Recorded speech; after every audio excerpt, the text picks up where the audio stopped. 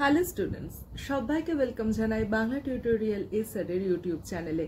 তোমরা যারা চ্যানেলটিতে নতুন আছো, এখনো সাবস্ক্রাইব করোনি, খুব তাড়াতাড়ি সাবস্ক্রাইব করে নাও, তাহলে আমার ভিডিও সবার আগে পৌঁছে যাবে তোমার কাছে। আর আমার পড়ানো যদি তোমাদের ভালো লেগে থাকে তাহলে অবশ্যই একটা লাইক, কমেন্ট, শেয়ার করে চ্যানেলটির সাথে থেকো। আজকে আমরা যে টপিকটি নিয়ে আলোচনা করব সেটা হচ্ছে বাংলা এসএলএসটির একটা টপিক, সেটা সাহিত্য সম্ভার গ্রন্থের অন্তর্গত ইলিশ, বুদ্ধদেব বসুর লেখা। আর হ্যাঁ, আমাদের কিন্তু এসএলএসটি অ্যাডমিশন এখনো ওপেন রয়েছে।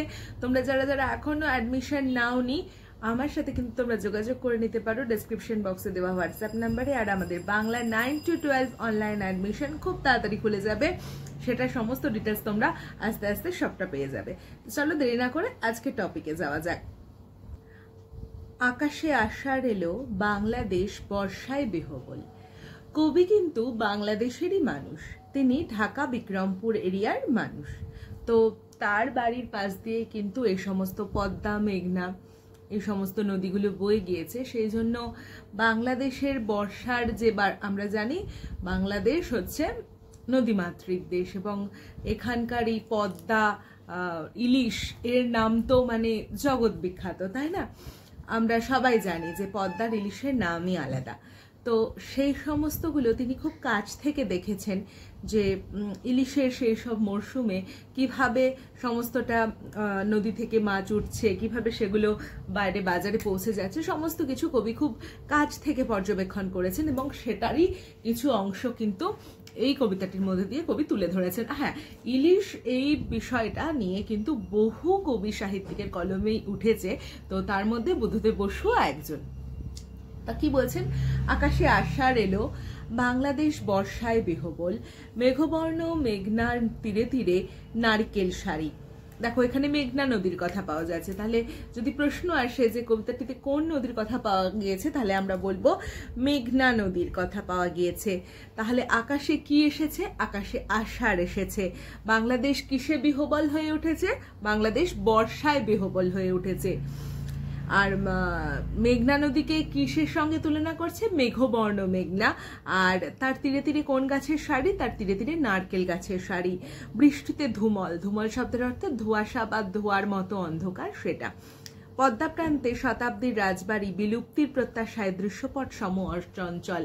আমরা সবাই জানি যে নদীর করাল গ্রাসে বা গঙ্গার করাল গ্রাসে বড় বড় স্থাপত্য, বড় বড় মানে পৌরাণিক অনেক রাজবাড়ি, এগুলো সব গঙ্গার রাক্ষসে গ্রাসে চলে গিয়েছে। তা সেরকমই পদ্মা নদীর পাড়ে হয়তো সেই আগেকার প্রাচীন রাজবাড়ি, সেগুলো বিলুপ্তির প্রত্যাশায় যেন প্রহর গুনছে, যে প্রচণ্ড বিধ্বংসী বান আসবে এবং সেগুলো হয়তো ধসে পড়বে।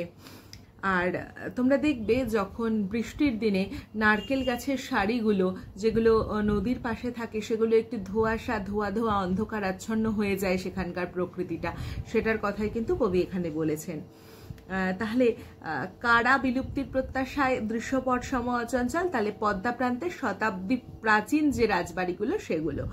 মধ্যরাত্রি, মেঘঘন অন্ধকার, দুরন্ত উচ্ছল আবর্তে কুটিল নদী। নদী কখন কুটিল আবর্ত রয়েছে নদীতে? মধ্যরাত্রে। মেঘঘন অন্ধকার, তীর তীব্র বেগে দেয় পাড়ি ছোট নৌকাগুলো। তাহলে কারা তীর তীব্র বেগে পাড়ি দেয়? ছোট ছোট নৌকাগুলো। কোন নৌকাগুলো? না, মাছ ধরতে যায় যে নৌকাগুলো, সেই নৌকাগুলো। প্রাণপণে ফেলে জাল, টানে দড়ি, অর্ধনগ্ন যারা। অর্ধনগ্ন কেন বলা হচ্ছে? কারণ দেখবে জেলেরা কিন্তু খুব সামান্যই লজ্জা নিবারণের জন্য সামান্য কিছু বস্ত্র তারা পরিধান করে যখন তারা মাছ ধরতে যায়, তো সেই জন্য তাদেরকে অর্ধনগ্ন বলা হচ্ছে। তাহলে এখানে বুঝতেই পারছি যে কারা জাল ফেলতে যাচ্ছে, অবশ্যই জেলেরা। আর অর্ধনগ্ন বলতে তাদেরকেই বলা হচ্ছে।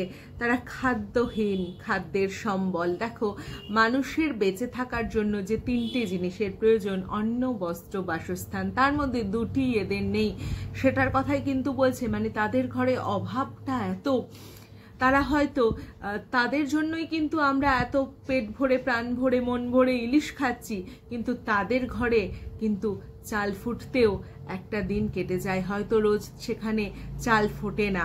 তাদের অবস্থার কথা কিন্তু এখানে কবি খুব সুন্দরভাবে তুলে ধরছেন ইলিশ কবিতাটির মধ্যে দিয়ে। রাত্রি শেষে গোয়ালন্দে অন্ধ কালো মালগাড়ি ভরে জলের উজ্জ্বল শস্য, এই যে জলের উজ্জ্বল শস্যকে, জলের উজ্জ্বল শস্য হচ্ছে ইলিশ। তাহলে কোথায় সে পাড়ি দেয় না গোয়ালন্দের কিসে করে? অন্ধ কালো মালগাড়ি করে। দেখো অন্ধ কালো মালগাড়ি কেন বলছে, মানে রাত্রির যে নিস্তব্ধতাটা সেটাকে বোঝানোর জন্য, রাত্রির যে নিকষ অন্ধকার, সেই মেঘলা দিনের যে রাত সেটার যে ভয়াবহতা বোঝানোর জন্য কিন্তু এখানে অন্ধ কালো মালগাড়ি বলছেন। রাশি রাশি ইলিশের সব, সব কথার অর্থ মৃতদেহ, তাহলে সব কথার অর্থ হচ্ছে মৃতদেহ। তাহলে রাশি রাশি, কারণ ইলিশ মাছ আমরা জানি যে ইলিশ মাছ কখনো সূর্যের মুখ দেখে না, জল থেকে তোলা মাত্রই সেই মাছ কিন্তু মারা যায়। নদীর নিবিড়তম উল্লাসের মৃত্যুর পাহাড়। নদীর নিবিড়তম উল্লাস কি? নদীর নিবিড়তম উল্লাস হচ্ছে এই শত শত রাশি রাশি ইলিশ, যারা এতক্ষণ হয়তো গঙ্গাবক্ষে খেলা করে বেড়াচ্ছিল, তাই এটা ছিল নদীর কাছে তার নিবিড়তম, খুব কাছের একটা উল্লাস। কিংবা এটাও হতে পারে যে মায়ের কাছে একজন শিশুকে জন্ম দেওয়ার থেকে বড় উল্লাস কিছু হতে পারে না, তাই নদী হচ্ছে ইলিশের মা, তাই ইলিশকে সে জন্ম দিয়েছে, তার ক্রোড়ে রেখেছে, তাই এটা হচ্ছে তার কাছে নিবিড়তম উল্লাস। তারপর কলকাতার বিবর্ণ সকালে ঘরে ঘরে ইলিশ ভাজার গন্ধ। এখানে কলকাতার সকালকে বিবর্ণ কেন বলা হয়েছে?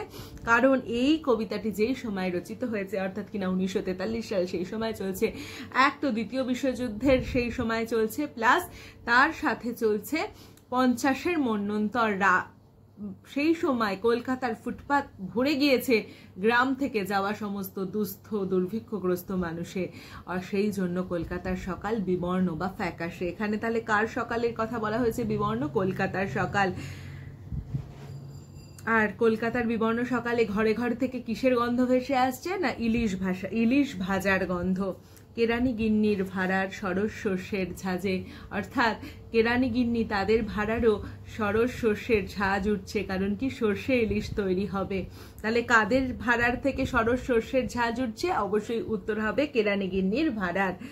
এলো বর্ষা, ইলিশ উৎসব। দেখো এখন আমরা বিভিন্ন সোশ্যাল মিডিয়া প্ল্যাটফর্মগুলোতে কিনা পাই ইলিশ উৎসব, এখানে ইলিশ উৎসব, সেখানে ইলিশ উৎসব, অথচ দেখো কবি সেই সময় দাঁড়িয়ে কিন্তু এই শব্দটা ব্যবহার করে গেছেন। কতটা দূরদৃষ্টি আসলে। হ্যাঁ, তখনকার দিনের উৎসবটাকে ইলিশ উৎসব কেন বলা হচ্ছে? কারণ তখন এতটা আজকের মতো ফ্যামিলি, নিউক্লিয়ার ফ্যামিলি, ছোট ছোট ফ্যামিলি তৈরি হয়নি, তখন ছিল একান্নবর্তী পরিবার।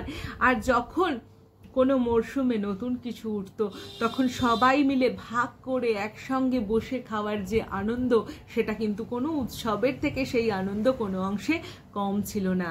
তাই কবি এখানে ইলিশ উৎসব কথাটি কিন্তু ব্যবহার করেছেন। তাহলে এখান থেকে কিছু কিছু সংক্ষিপ্ত প্রশ্নোত্তর আর তার সাথে পুরো কবিতাটা তোমাদেরকে বিশ্লেষণ করে দিলাম। আরেকটা কথা বলে দিচ্ছি, এটা দময়ন্তী কাব্যগ্রন্থ থেকে নেওয়া হয়েছে এবং এটি 1943 সালে প্রকাশিত হয়েছে। আশা করি তোমরা কবিতাটা সম্পূর্ণ বুঝতে পেরেছো। যদি কোথাও অসুবিধা থেকে থাকে আমাকে অবশ্যই কমেন্টস করে জানিও, আমি চেষ্টা করব তোমাদের সেই সমস্ত প্রশ্নগুলোর উত্তর দিয়ে দিতে। আজকের মতো ভিডিওটা এখানেই শেষ করছি। খুব শীঘ্রই দেখা হবে নতুন একটি ভিডিওর সাথে।